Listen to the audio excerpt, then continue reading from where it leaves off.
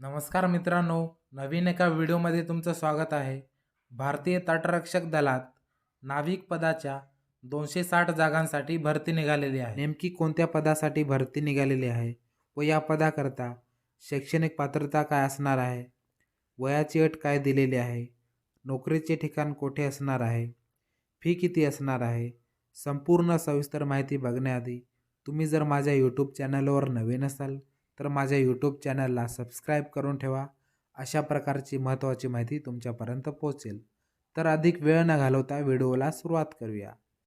भारतीय तटरक्षक दलात नाविक जनरल ड्युटी GD या पदाकरता एकूण 260 जागांसाठी भरती निघालेली आहे. या पदाकरता शैक्षणिक पात्रता दिलेली आहे. 12वी मध्ये गणित आणि भौतिकशास्त्र विषयांसह उत्तीर्ण असणं आवश्यक आहे. तुम्ही जर या पदाकरता फॉर्म भरणार असाल तर या ठिकाणी शारीरिक पात्रता देण्यात आलेली आहे.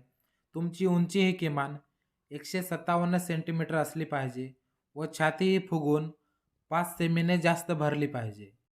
नोकरीचे ठिकाणे संपूर्ण भारत असणार आहे. त्याचबरोबर या ठिकाणी वयाची अटसुद्धा देण्यात आलेली आहे. तुमचा जन्म जो आहे तो 1 सप्टेंबर 2002 ते 30 ऑगस्ट 2006च्या दरम्यान झालेला असावा. त्याचबरोबर SC ST प्रवर्गातील उमेदवारांकरता 5 वर्षाची सूट देण्यात आलेली आहे.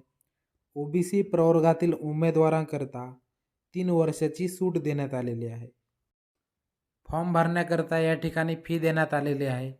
जनरल व OBC प्रवर्गातील उमेदवारांकरता 300 रुपये फी असणार आहे.